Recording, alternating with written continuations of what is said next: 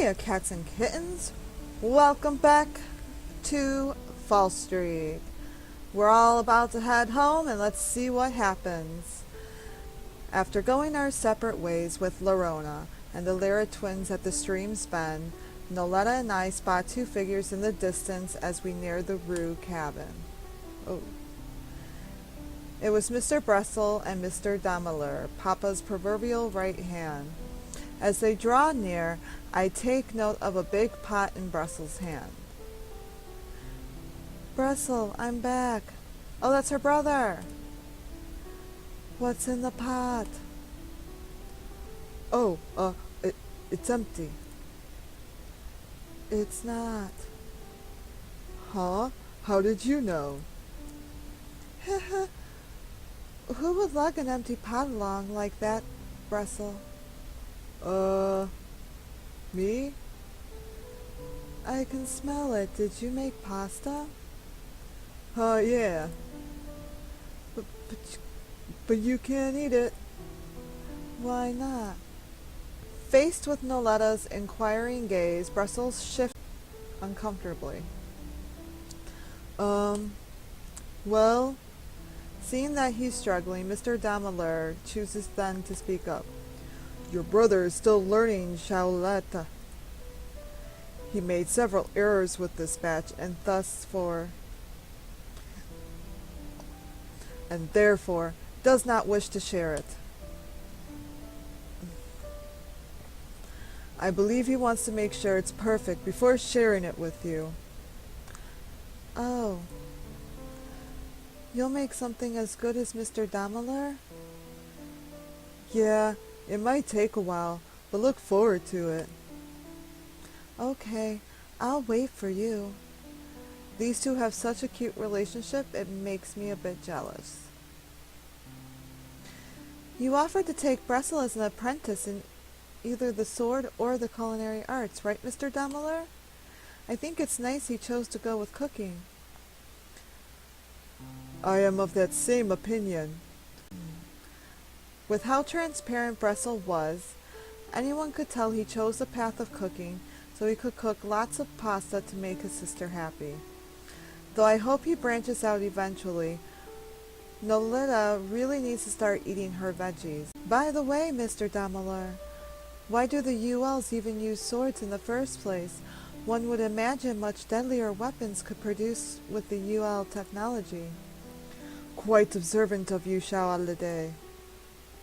As the oldest member of the Lost Children, I remember a time when our homeland used firearms known as guns to fight. They enabled you to kill someone with a simple pull of a finger, making even children deadly combatants in war. When the calamities overwrote the laws of our world, many of the projectile weapons we depended on lost their effectiveness. However, that did not end our wars. Our homeland simply took up the sword to continue its bloodshed. Do not be mistaken, though. UL arms and armor are produced from the state-of-the-art technology. Our weapon theory has been forged in the flames of countless wars. For example, the Lost Children's signature weapon, the Reaper Blade. Heard that from somewhere before. I can't remember what game. The Reaper Blade is definitely from another game. A peculiar double-edged curved sword that enabled the user to deliver crippling low-lying cuts from unconventional angles. Oh yeah, this came up in class, but do you know what the Valorian master's name was? Master's name? Huh. Mr. Dameler makes a difficult expression at my question. She didn't have one. Huh?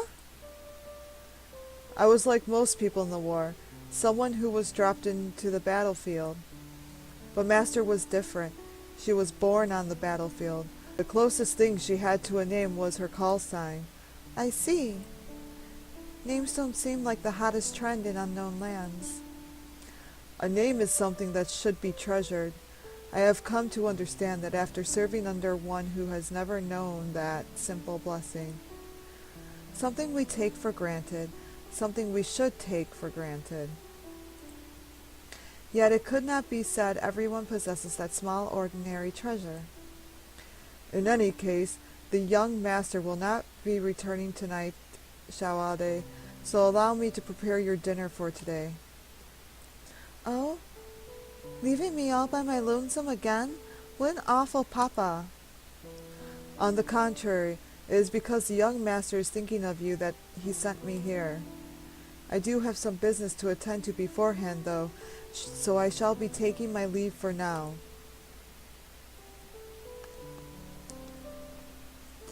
With that, Mr. Damalur melts into the shadows of the sunset, leaving the three of us behind. You can go ahead and play with Ade, Noleta. I'm tired, so I'm going to go in and rest. Why? You'll get lonely. What? No, I won't. You will. No.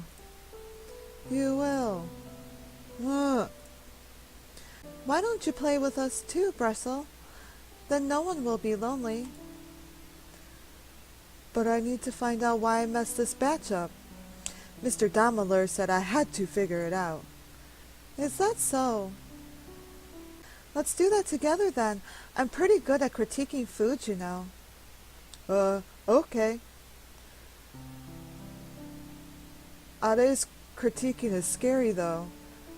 Don't worry. If you cry over 10 minutes, I'll stop. Why only if it's more than 10 minutes? Having persuaded Brestle, the three of us set off towards my house. It must be nice having a big brother that looks after you, Noleta. Brestle looks after me? Noleta makes a mystified expression as if I had just claimed pigs were flying through the sky. No, I'm the one who looks after Brestle. If I don't make him eat, he goes hungry without saying anything. If I don't hold his hand, he can't fall asleep. He gets lonely and cries easily. He has trouble opening jars. Noleta, what are you telling Ade? Don't worry. I already know most of those things. That's not all. Noleta always chases away anyone that bullies Brestle. Isn't that right, big brother Brestle? I tease Brestle in a sing-songy voice, causing him to pucker up like a sad puppy. Are you bullying Brestle right now, Ade? Yep, so you better chase me away. Okay. Don't chase her. In a comical turn of events, Brestle starts chasing after Noleta, who was chasing after me. What? Too slow. It was true that Noleta always seemed to be taking care of her awkward older brother. But having someone to look after like that was a treasure in its own right. Being an only child, it made me a bit envious. Why are you like that, Noleta? It was a peaceful scene, being pursued by a pair of silly siblings beneath the evening sun. This ordinary daily life filled of tiny miracles. The hope that tomorrow will be just as golden is what allows me to accept today must end.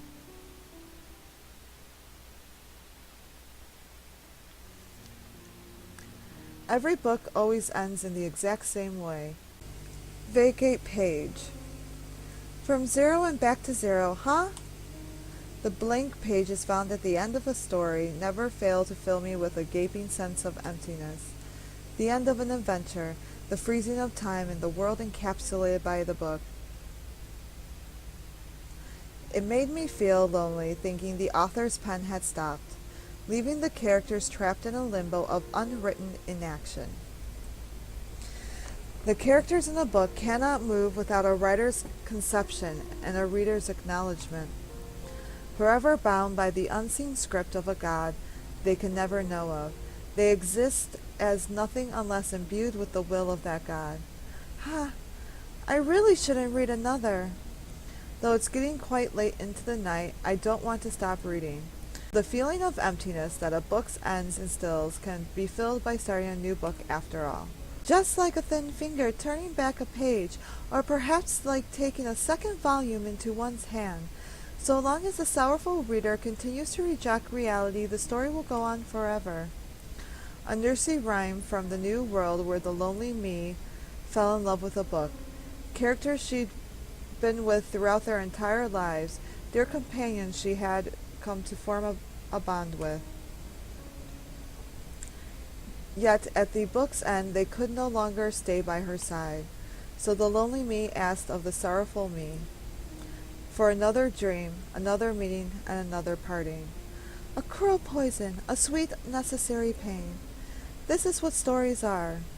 I rub my tired eyes as I gaze out the window into the quiet night. The illuminating warmth of the sun had faded long ago, draping the land in uncertain darkness.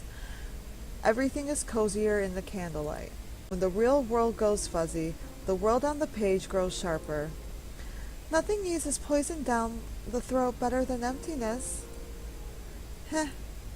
An empty, unchanging world, so much like that of the golden dream, it always filled me with an uneasy restlessness, being alone like this. Now it was many hours later, and I was still up in my mother's room.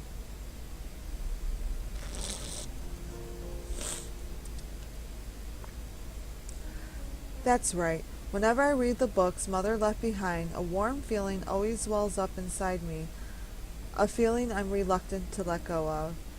Though this wasn't actually her room. When she died, we moved away from the house where she once lived. This room merely held all the books that once belonged to her. Papa had brought them along, not wanting to leave them behind to gather dust in the old house. The Golden Stream archive dwarfed it, but it lacked the soul that laid in Mother's private collection. Pages that carried a distinct scent, bindings worn by the passage of time. Within the crinkled sheets there lay a certain feeling, a wistful kind of despair, one that denied a reality that was far too cruel. "Hey, Mother!" "The lonely me. That person was you, wasn't it?" I always wanted to ask about her, but whenever I do, it hurts Papa. With a pained expression, he would go silent and look down as if gazing at the words too shattered to pick off the ground. All I knew was that the day we commemorated her death was the same day as my birthday. My 10th birthday coincides with the 10th anniversary of her death. In other words, she had died the same day I was born. Mother's story ended when mine began. A face I did not know, but one I've always longed to touch and behold. Sometimes I want to imagine her face coming alive, laughing when reading something funny, or crying when reading something sad, but I can't. Because to me, she doesn't have a face. Even Papa is afraid her face is fading from his mind's eye. For me, though, Mother did not exist as a person. Having never known of her, she was nothing more than a nebulous concept, a vague warmth that I couldn't give form to, no matter how much I wished to. The only form of connection I had with her were these books. Why? Why won't you tell me anything, Papa? I heave a heavy sigh. It's about time I call it a day. I'll sleep here tonight as well. Sometimes I wonder if the blankets and pillows here see more use than the ones in my actual bedroom. Extinguishing the nearby candles, I retreat under my covers and stare up at the dark ceiling. I guess Callie was right about me being a book-inhaling brain slug. With a little chuckle, I boop an imaginary Callie on the nose before shutting my eyes to the world. I'm going to stop right here because it looks like we're picking right back up at school, and we will start anew in the next episode at school. Thank you guys and have a good night.